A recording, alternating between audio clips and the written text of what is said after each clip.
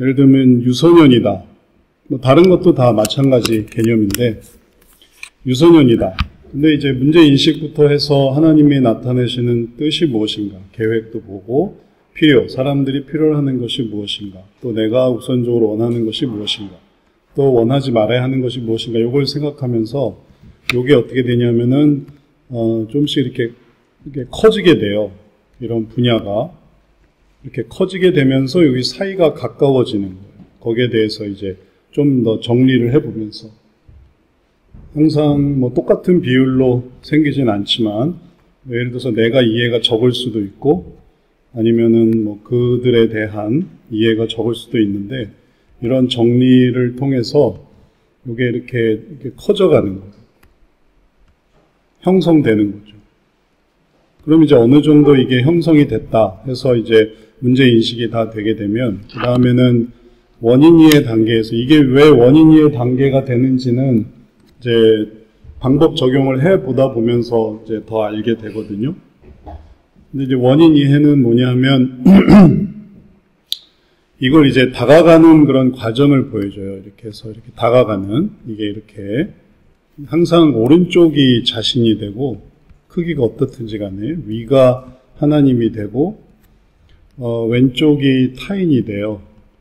크기가 상관없이 작든 크든 이게 바뀌는 일은 없으니까 이걸 이렇게 생각해서 이걸 이제 어느 정도 문제 인식이 됐으면 그 다음에 원인 이해로부터 이제 이걸 이렇게 가깝게 이게 이동을 시키는 거거든요. 이런 식으로. 왜냐하면 최종적으로는 이제 이렇게 만들어야 되는데 그러기 위해서 이걸 이제 움직여 보는 거죠. 가깝게. 이런 단계가 이제 여기서 생겨요. 하나님이 내게 바라는 것이 무엇인가 이런 걸 생각을 해야만 해요. 그래야만 그 분야에서 하나님께로 다가가게 되고 그 다음에 사람들이 하나님께 바라는 것이 무엇인가를 생각해야만 이게 이렇게 움직이게 돼요. 또 하나님께서 또 이렇게 그들에게 보여주시는 게 있고 또 내가 다가가는 게 있고 그 다음에 내가 사람들에게 해줄 수 있는 게 뭘까를 생각해 보면서 또 이게 이렇게 또 가까워지게 돼요. 그러면 이제 근접하게 되는 상태가 되는 거죠. 내가 다른 사람들에게 해줄 수 없는 것이 무엇인가 이런 것들을 생각해 볼 때 여기서 이게 뒤로 물러나지 않고 해줄 수 있는 것만 이 부분만 해주는 거지 뭐 모든 걸 다 이렇게 해주는 건 아니거든요. 그래서 내가 이걸 해줄 수 있는 이 분야에서만 이걸 집중할 수 있도록 뭐 못 해준 그러니까 할 수 없는 걸 이렇게 하려고 하게 되면 오히려 더 멀어지거든요. 하나님 뜻으로부터. 그러니까 이런 분야다라는 것을 이렇게 명확하게 이렇게 정리해 볼 수가 있어요. 이런 관계를. 그렇게 된 다음에 이제 본격적으로 방법 적용. 이제 이게 제일 중요한데 헌신. 내가 하나님을 어떻게 따르는가. 그래서 내가 여기에 붙어야 돼. 이렇게 붙어야 돼.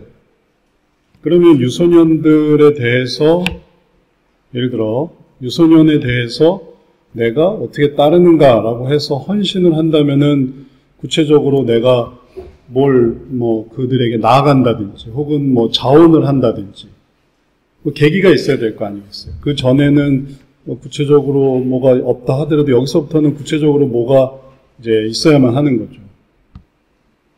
유소년들에게 이렇게 접하겠다. 그리고 그게 이렇게 접하는 개념이 아니라 하나님께 내가 그런 것들을 하겠습니다 해서 이 부분을 연결시키는 거예요. 이게 유소년이든 아니면은 청소년이든 감안을 하는 게 유소년도 있고 그 다음에 또 청소년, 청년 전부 다 내가 그걸 하기 위해서 붙이는 걸 생각을 하셔야 돼요. 그래서 이렇게 붙인다. 그렇게 해서 내가 하는 거. 그게 이제 헌신이 돼요. 그리고 이런 헌신에 대해서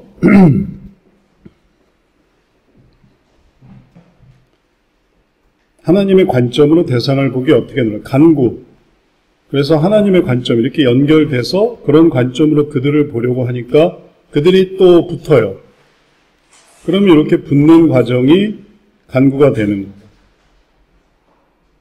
그렇게 보는 거죠. 그렇게 보고 그렇게 보다 보니까 뭐가 보이는 게 있어요. 이렇게 딱 붙게 되면 아, 그들에게 뭐가 필요하구나. 예를 들면 유소년들 분야로 내가 헌신했다. 들어가 보니까 아이들 중에 문제 행동이 있다.